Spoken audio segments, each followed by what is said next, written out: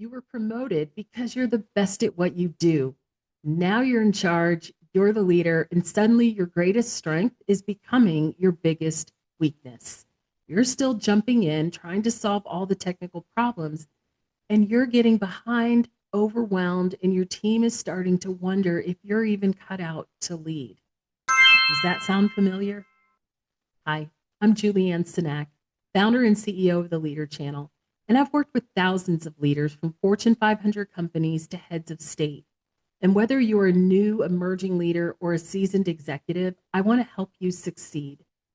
Today, we're going to be talking about why your technical expertise is sabotaging your leadership. Let's look at the dilemma first. So, technical expertise is a good thing. I often advocate you've got to be known for something. So, it's okay to develop and hone your skills in a particular area and have a technical expertise. It's probably what got you promoted in the first place. But technical experts also struggle with the transition to leadership. It could be an identity crisis. If I'm not the expert, what value do I bring? What do I add? Well, I understand that, but leadership is so much more than that. And actually, your leadership is going to be measured not by the value you bring by having all the answers, but how you multiply value by developing the leaders around you. So that dopamine hit about being the one that's got all of the answers and getting the gold star, save that for those that you're leading. It's not for you when you're in the role or position of leadership.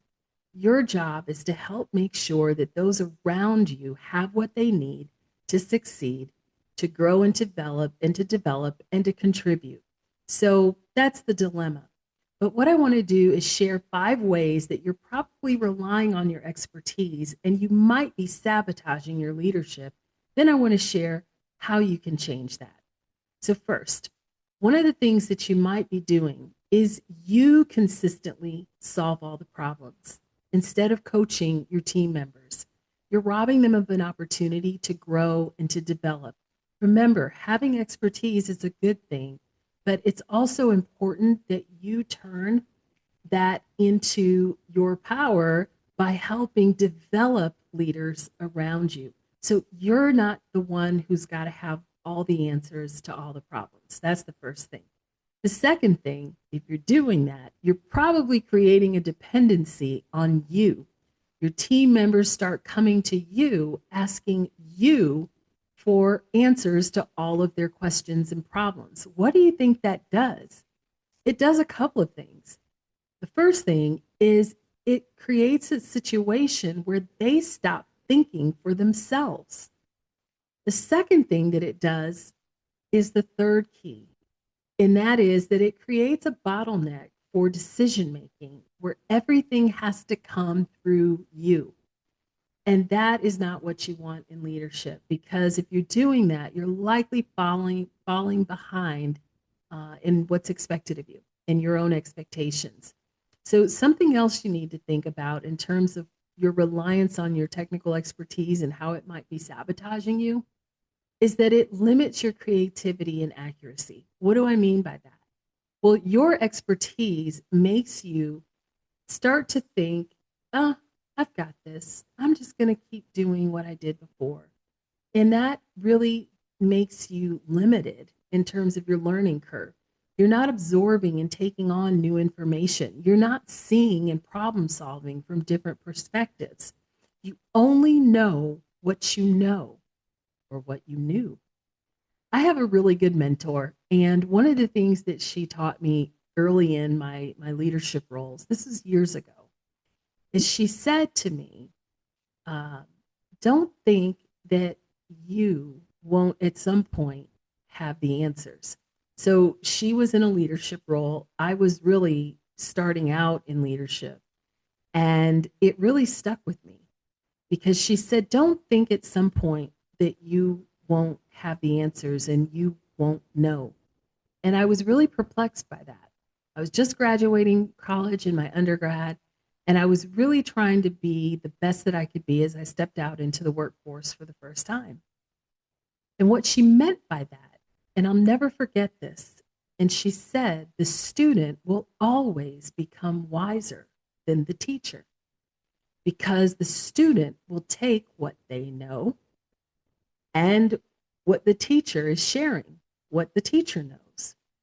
And that combined knowledge and wisdom and the years of experience and whatever your environment and your upbringing has been will always help you to expand in your knowledge. So it's important that you really look to others in your team for their input. You don't have all the answers. And a sure sign of maturity in leadership is how much you gather information, learn from others. So it could be limiting your creativity. The last and fifth thing that I wanted to share about what might be sabotaging you in your leadership is that you don't even have time to address the strategic level task that you need to be focused on. You're too bogged down with the day-to-day operations and the minutia. And don't get me wrong, operations is important, but it's more important that you're focused on the big picture, that you're focused on your team's strategy. I mean, how are you aligned with your company's goals? How are you positioning your team for success? Are you performing quarterly and year over year? Are you measuring that? Do you know that? Are you building the necessary relationships and telling the story about your team and your department's success? Are you identifying next level leaders and creating succession plans? This is the work of leadership. So if those are the things that might be sabotaging you, what do? Well, here's the solution. So we've talked about those 5 ways that reliance on your technical expertise might be sabotaging you and your leadership. One of the solutions that you can do is to transition your thinking and your actions. So first, I want you to think or transition your thinking from I need to have the answer to I need to develop others to have the answer, others within my team. The next thing that you can do is start redirecting your expertise by building your coaching muscle. So practice the pause and ask rule. Ask questions instead of jumping in with the answer. For example, let's say that you've got a team member and they come to you, they've got a question about how to address an issue or something that might be going on in your team. Well, instead of automatically telling them the answer, even though that's what they came to you for, pause first. Remember, you don't have to quickly jump in and have the answer. Pause, ask them to come in, sit down, and say, I know you've been working in this area, you're doing a good job, and I value your input. What do you think we should do? Then listen for their insight. Provide guidance if you need to, but if they've nailed it, then let them go knowing that they solved their own problem. You're helping to develop not only the coaching muscle within you, but a great decision-making competency within them. But the other thing that you can do is to shift in terms of being comfortable with the 70% solution. Now, I know all you perfectionists out there are probably cringing maybe right now. Or if you're like me, you're a person of excellence. I love to put in more than 100% in what I do. It's just how I go about my work. I always want to go above and beyond and put in more than 100%. I'm going to give you excellence every time. So what I mean by this has nothing to do with that. What I mean by this 70% solution is that you've got to get comfortable with accepting good enough versus perfect. You ever heard that saying, perfect is the enemy of good, or perfection is the enemy of progress? Well, it's important in your leadership to learn to strive for excellence always, but don't let that turn into perfection. There's something called the law of diminishing returns, and it was first coined by a French economist. And it essentially states that your efforts will yield productive results up to a point, after which those efforts begin to have marginal returns. And if you persist at something, the efforts may even have negative productivity effects. So simply put, give every task every project your best initial effort. Review it, have someone check it if you have to, but then go on with it, turn it in, and move on to the next thing. Don't allow perfectionism or the fear of being wrong, criticized, keep you from trusting in your own work. When you've put in a quality effort, trust it, then move on to the next thing.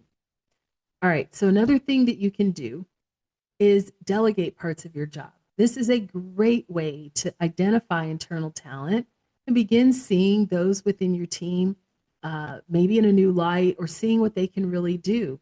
The other thing you could do is start seeing who from within your team you might begin to see as someone who can take over your position when you get promoted.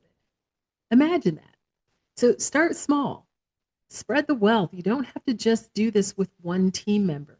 Maybe try it with several team members. Start small, delegate a small task, see how they do, provide feedback. And when you begin to do that again and again, you're beginning to not only trust your team members more, but you're beginning to see what they can do. You're giving multiple people an opportunity to demonstrate their own competency, their own level of excellence, and you might even be learning in the process. So delegate parts of your job over time and help develop the team around you. Now, the last thing that I want to share that you can do as a solution is to build the weekly discipline of tracking how you spend your time. In leadership roles, especially the majority of the time, you're going to be pulled into meetings. You're going to need to have those administrative meetings that are built in, things you should be doing, like meeting with your team as a whole. And also, if you're, let's say, in a vice president level position, meeting with the leaders around you. So, meeting with your directors or your senior managers and ensuring that they have what they need. So, that's 2 administrative meetings already. You're also probably going to have other departmental company-wide meetings, and those can certainly, fill up your calendar. But it's going to be important that you track your time, track how you spend your time. Your leadership should be focused, majority of the time, should be focused on the strategic, not the operational. And there are some exceptions. If you're in direct service delivery, let's say healthcare delivery, you're seeing patients, you're going to need to see a certain number of patients a day or have a certain number of surgeries a day. I get that. You might even be in manufacturing or retail or food service or hospitality where your direct effort needs to still take place face to face with your customer. That's okay. What I'm referring to is the other time that you have that might be administrative, or for those of you that do more of office type work, you need to be able to block time on your calendar so that you have time for strategy, thinking, visioning, planning, figuring out how you're going to tell the story about the success of your team and your efforts. And that's important. I'm always tickled when I share this and I'm working with, let's say, an emerging leader, I'm coaching an emerging leader, or someone that has been in a senior leadership role for a while, but they just have never really had much guidance, much mentoring, or certainly not any coaching. I'm always tickled when I share this, and the response is, am I allowed to do that? Yes, of course. You're in a leadership role. Now, you can check with your leader or just kind of watch and see what the leaders at your same peer level group do, just so that you are aligned with your company's culture. But in general, it is always appropriate for you to manage your own calendar.